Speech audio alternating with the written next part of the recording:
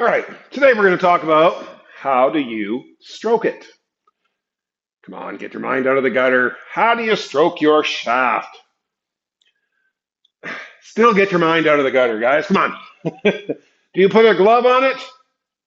All right, let's get out of the gutter. Let's talk about two main factors that will really help your stroke, whether you're beginner, intermediate, or even advanced players. These two key factors will help supercharge a good stroke in billiards. Okay, let's get into it. Check it out. All right, guys. In fighting, there's something known as set point.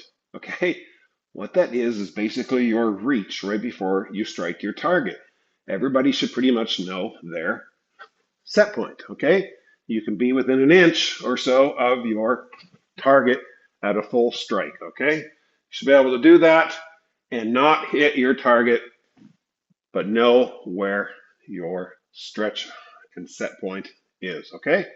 All right, so in pool, there is something very similar, all right?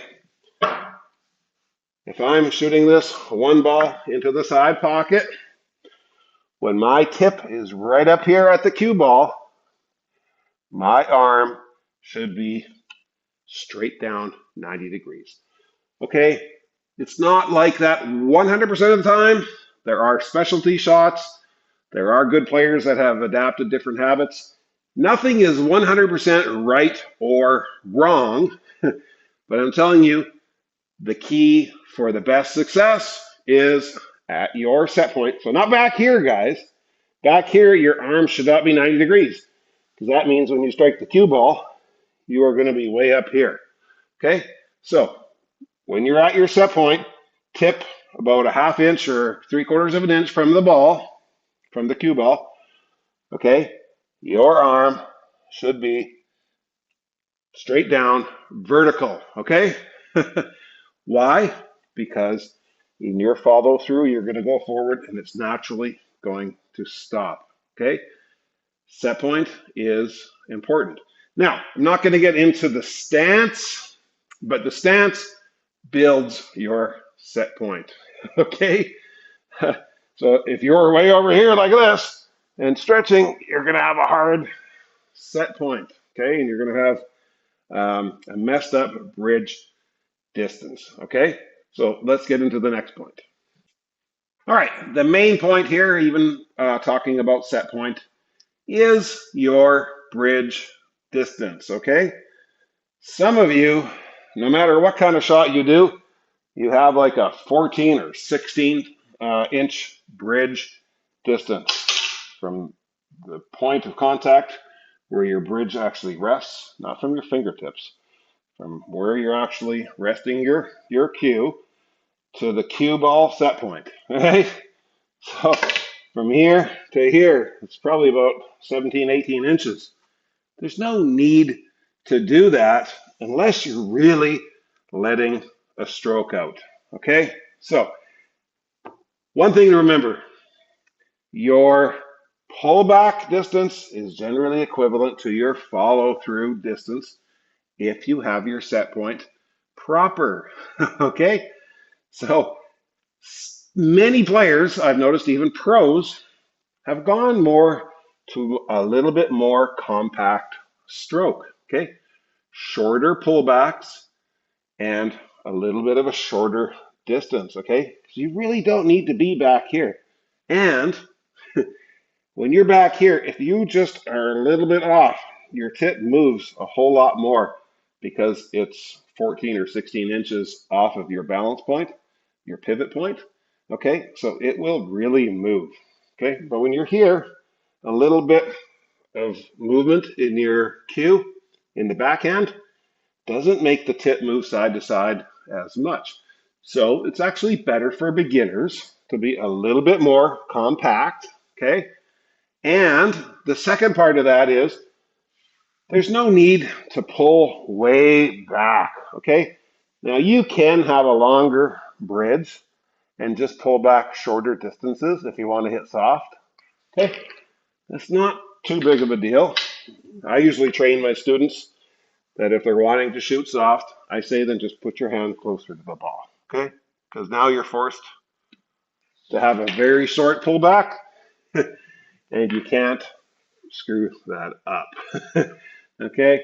When you have a really big pullback, you can you can basically you're having to decelerate before you hit the cue ball. Okay? Because it's just too much stroke back. Okay? It's okay to have a big bridge if you're only pulling back. Here's my set point. Okay, here's a big bridge. It's about a little more than a foot. It's about 14 inches. Okay? Set point, pull back, and go. That's fine. Okay? Not a big deal. I only pulled back a couple inches. Okay? About the same as if I was pretty close to the cue ball. I would have only pulled back a couple inches. Okay? Because my pullback distance is equal to the follow through distance, which controls the weight of the shot. Okay? We call those weight. Shot weight. Okay? It is the cue ball speed. Okay? So, one other thing, and it's very important, and you've heard this many times, okay? When you get to your set point, whatever distance you are going to pull back, accelerate through the cue ball, okay? Do not start to slow down in your stroke. Your stroke will automatically come to a stop. Why? Because it's the end of the stroke, guys, okay? Let's just pretend there's a cue ball right here. Okay, I'm at set point. I pull back. Okay, that's the end of my stroke. Okay, the only way that I'm going to be following through anything more there is if I drop my shoulder, and that's a whole different story. Dropping the shoulder or elbow drop, it's basically hinging your shoulder down and dropping, which drops the elbow, okay?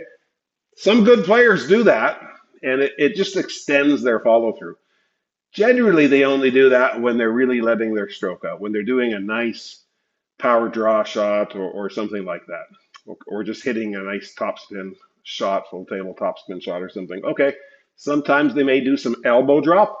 They will unhinge their shoulder, causes the elbow to drop. Not getting into that. Okay, that's a little bit different. We will talk about the hinges of the arm in a second. Okay. But accelerating through the cue ball. I don't care if you pull back 1 inch. As long as you're accelerating through the cue ball, you are going to maintain accuracy and you're going to control the ball and control the shot weight. Okay? As long as you're accelerating through the cue ball. Okay, see that? Accelerate through the cue ball. As soon as you do a shot where you feel like you pull back too far, and let's just say the 8 ball is right here, and we just want to roll it up to the rail. Okay, we just want a little finesse follow shot. Okay, but I have my bridge way back here, and I tend to like to pull back to here. What happens now? When you're stroking it, you want to follow through to about there, but you don't really want to on this shot. Okay? So like I said, you can pull back a little bit and hit this, and it's okay. But if you pull back too far, all right, I flinched, I slowed down my stroke in the first part of the stroke, okay? Not letting it naturally come to a stop. I flinched my muscles, starting to decelerate my stroke before I even touched the cue ball. Okay, it's very uncomfortable to do that, by the way, and you can't control the weight. I was actually, wanting to do this. So how many times have you seen beginners do that? They just need to roll it up to here, but they don't stroke it right, and they don't get the result that they want. Okay, instead, you just need to do something like this. Go a little more compact. Okay, get your set point, pull back, and let it go. And just roll it up near the rail there, okay? At least you got a shot here, okay? So let's get into one more point about the stroke. In golf, and football and baseball and virtually any sport that involves your arms, you have multiple things going on, okay? In a golf stroke, you have, let's see if I can get some room here to actually kind of do a stroke, okay? It's going to be more like a baseball swing than a golf stroke. But anyways, you have, first of all, in your stroke, you're going to have weight transfer from one foot to the other, which is going to increase some power by 5 to 10%. You are going to have your main arm part, okay, and it's different if it's in tight, if it's out more, you're going to have faster club head speed because the circumference of the circle of your swing is bigger. The club head is going to be moving faster, okay? And then you have this rotation from your shoulder, you have the weight transfer from your body, and you have the wrist rotation that is going at the same time. You see this? That adds a lot of club head speed, okay? So you have multiple things going on as they turn over and you come and wrap it around, okay? Multiple things going on, okay? You have multiple joints and hinges in your arms and in your body and in your hips. You have multiple things going on to help the shot, okay? In pool, it's not a lot different, okay? In football, it's not different either. Could you imagine if, you locked your shoulder when you're throwing a ball and you're just using your body motion, or if you didn't use your body at all and you're throwing a football and you're just using your wrist, okay? No, it's a lot of different things. It's a shoulder, it's a hip snap, it's a follow through, it's a wrist motion. There's several things going on to help you be accurate and help you get distance, okay? Baseball, same thing. All right, so let's get back to pool and billiards. I will tell you that it is very similar, okay? If you lock up this wrist, your backhand, your stroke hand, if you lock that up, now you have basically just locked this whole joint. There's no fluid motion there anymore. And now the other joints have to make up for it. And what happens automatically when you do that? You start to move your shoulder, okay? Because now it's not becoming about the elbow anymore, okay? Because this motion, if you want to keep your cue from seesawing, this motion needs a little bit of wrist action, okay? And yes, as you have a loose grip, so that you don't lock your wrist, you have a loose grip. As you stroke, it kind of comes a little tighter most of the time, unless you're doing a soft little finesse shot. But if you're stroking your shot, letting your stroke out a little bit, yep, it will tighten up a little bit at the end, okay? Otherwise, your cue might fly right out of your hand. It's just a natural evolution of the stroke. Even with a loose grip, you're going to grab it, okay? So keep the fluid motion. Dangle your hand and just do this. Now, you don't want it to be all over the place this way. So it does take some practice of letting that wrist become fluid, okay? It is fluid, all right? It really helps with draw shots. Actually, it helps with almost every shot. If you lock that wrist, you're going to struggle with so many different types of shots. It's not even funny, okay? The hinges are there for a reason. You got 1, 2, 3. Now, in every shot other than the break, okay? Because in a break, sometimes you do get a little bit of body hip snap into it. Like in golf, when you're transferring your weight, you get your hips.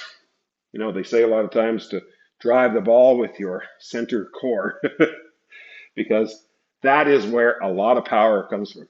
And in the break shot, it is no different, okay? Bang, you kind of lean into the break a little bit. We're not talking about break shots here. We're talking about normal shots. So we are going to assume that you are not going to be moving your body. Okay, so that is not one of the moving parts that we are talking about. We are talking about basically the wrist. You know what? Even the fingers need to have a little bit of flexibility and motion in them. The less you lock up here, here, here, and here, the better.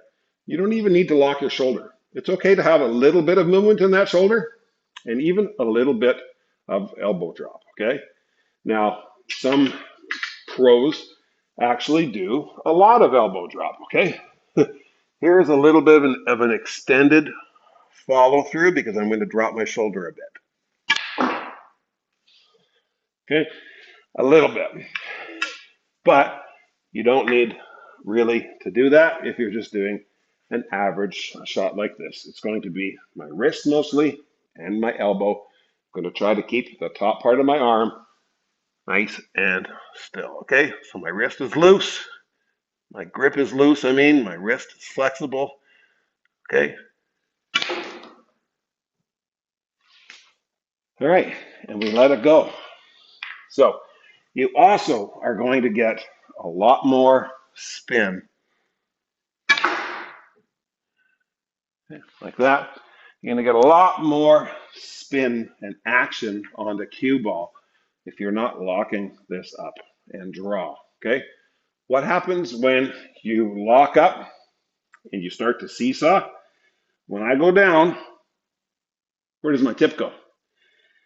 If the back of my cue is going down, my tip is going up, okay? That means I start out aiming at the bottom, and by the time I hit the ball, okay, let's actually set this up for draw. By the time I actually hit the ball, I'm going to lock my wrist here. I got a death grip, start out at the bottom, okay? By the time I actually hit the ball, I actually got a little bit of top spin on it, okay? I missed the shot. I didn't care about the shot.